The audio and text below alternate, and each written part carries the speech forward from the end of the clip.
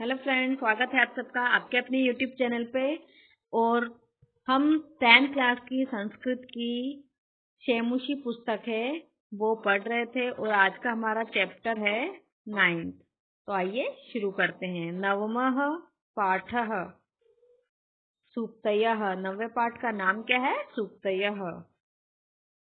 अयं पाठः मूलतः तमिल भाषायाः तिरुकुरल नामक ग्रंथात गृहीत अस्ति। यह पाठ मूलतः तमिल भाषा के तिरुकुरल नामक ग्रंथ से लिया गया है। अयं ग्रंथः तमिल भाषायाः वेदः इति कथ्यते। यह ग्रंथ तमिल भाषा का वेद भी कहा जाता है। अस्य प्रणेता, इसके प्रणेता कौन है? तिरुवल्लुवर वर्तते। इसके प्रणेता तिरुवल्लुवर हैं।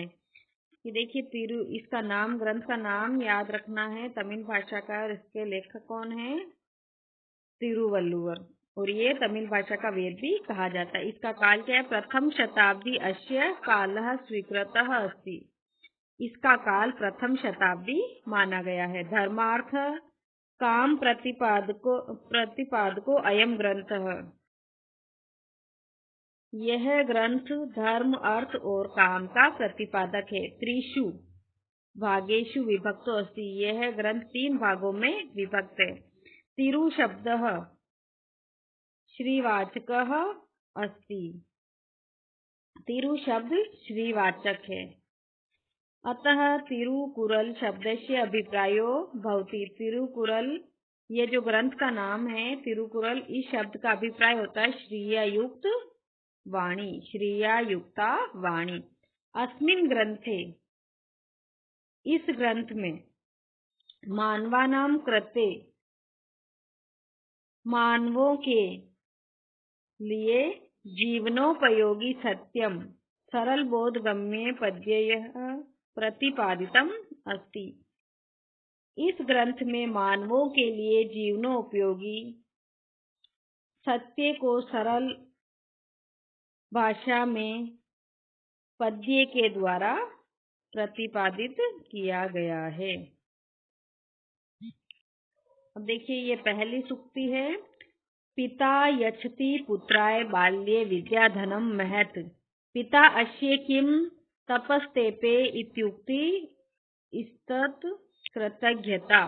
अन्वय देखिए, अन्वय हमको उसी तरह से करना है जिस प्रकार हम सरलार्थ कर रहे हैं, उसी की संस्कृत हमको अन्वय में जमानी है। सरलार्थ देखिए, पिता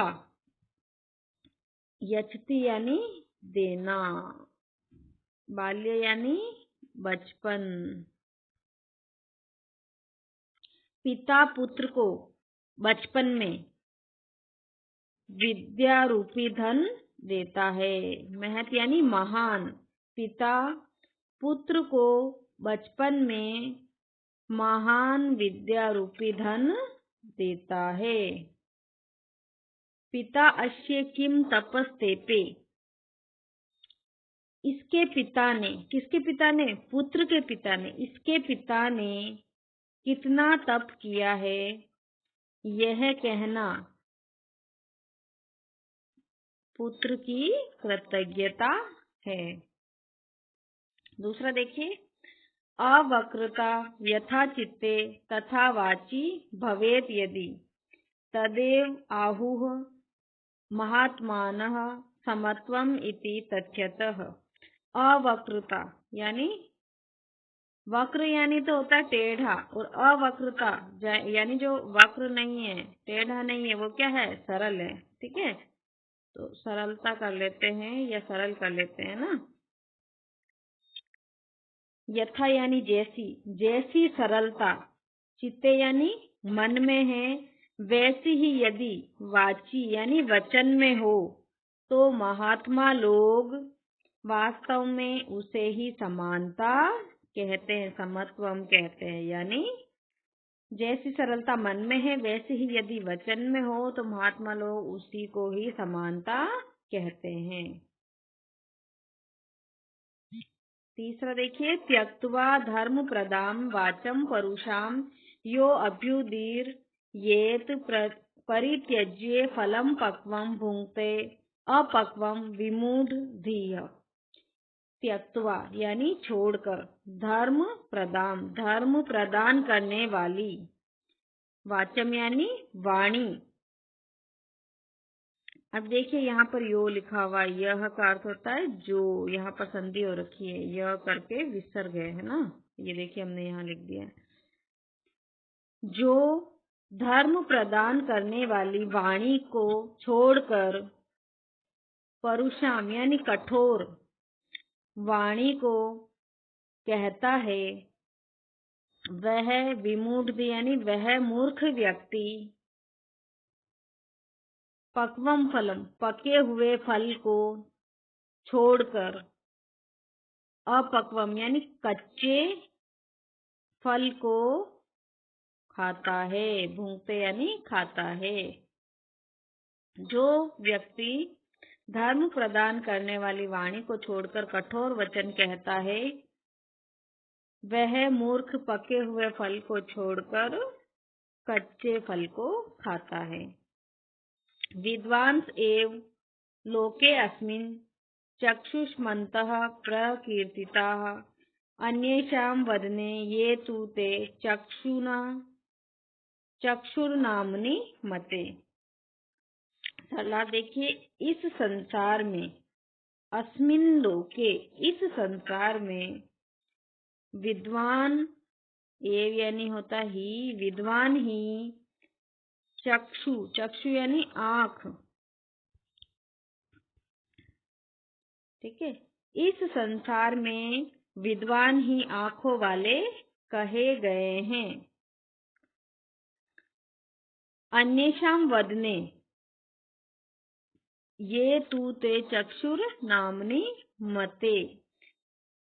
दूसरों के मुख पर, वदन यानी मुख, दूसरों के मुख पर जो आँखें हैं वह केवल नाम मात्र की आँखें हैं। वास्तविक आँखें तो किसकी है? विद्वानों की ही है, जो किसी भी व्यक्ति को देखकर उसके बारे में अच्छा बुरा बता सकता है कि वह व्यक्ति कैसा है, अच्छा है या बुरा है। वो कौन बता सकता है? विद्वान व्यक्ति ही बता सकता है। आँखों से देख कर किसी भी व्यक्ति के बारे में राय दे सकता है।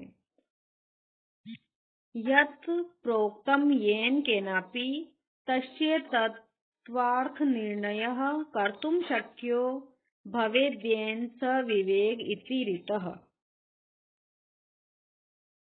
येन जिसके द्वारा, केनापि किसी भी प्रकार से या कुछ भी, जो कहा जाता है, उसके वास्तविक अर्थ का निर्णय करने में जो समर्थ होता है उसे ही विवेक कहा जाता है। अर्थात कहने का भाव ये है कि कोई व्यक्ति किसी दूसरे व्यक्ति के बारे में कुछ भी कह देता है तो उसकी बात पर विश्वास करना है अथवा नहीं करना है, ये निर्णय करने में कि इसने जो बात कही है वो बात सत्य है या असत्य है, उसका निर्णय करने में, उस बात का पता लगाने में जो समर्थ है वह ही विवेक कहा जाता है। अगला देखिए, वाक् पटु धैर्यवान मंत्री सभायाम अपि कातरः स केनापि प्रकारेण परेण परिभूयते। जो मंत्री बोलने में चतुर हो, धैर्यशाली हो और सभा में निडर हो। मंत्री के 3 गुण बताए मैं, क्या? वाक्पटु यानी बोलने में चतुर हो, धैर्यवान हो और सभा में निडर हो। वह दूसरों के द्वारा, वह परे यानी दूसरों के द्वारा किसी भी प्रकार से पराजित नहीं होता है। यह इच्छत्यात्मनः श्रेयः प्रभूतानि सुखानि च न कुर्याद् हितं कर्म स परेभ्यः कदापि च। जो मनुष्य यह यानी जो खुद का कल्याण चाहता है, श्रेय यानी कल्याण, आत्मन यानी खुद का, जो खुद के कल्याण की इच्छा रखता है, जो खुद का कल्याण चाहता है और बहुत सारा सुख चाहता है या सुख की इच्छा रखता है, वह कभी भी दूसरों के लिए गलत कार्य ना करें। परेभ्य यानी दूसरों के लिए। जिस भी व्यक्ति को खुद को बहुत सारा सुख चाहिए, बहुत सारा कल्याण चाहिए खुद के लिए, तो उसको कभी भी दूसरों के साथ कोई भी गलत कार्य नहीं करना चाहिए। अगला है अपना लास्ट वाला, आचारः परमो धर्मः इत्येतद् विदुषां वचः तस्माद् रक्षेत सदाचारं प्राणिभ्यो अपि विशेषतः। सदाचार ही पहला धर्म है, ऐसा विद्वानों का वचन है, ऐसा विद्वानों के द्वारा कहा गया है। इसलिए सदाचार की रक्षा प्राणों से भी करनी चाहिए। यानी सदाचार ही पहला धर्म कहा गया है विद्वानों के द्वारा, है ना। हम इसको ऐसे भी लिख सकते हैं कि विद्वानों के द्वारा सदाचार ही पहला धर्म कहा गया है, इसलिए प्राणों से भी बढ़कर सदाचार की रक्षा करनी चाहिए। अर्थात प्राणों का त्याग करके भी सदाचार की रक्षा करनी चाहिए। तो दोस्तों, ये आपको हमारा वीडियो कैसा लगा? अच्छा लगा है तो लाइक और शेयर जरूर कीजिए। धन्यवाद।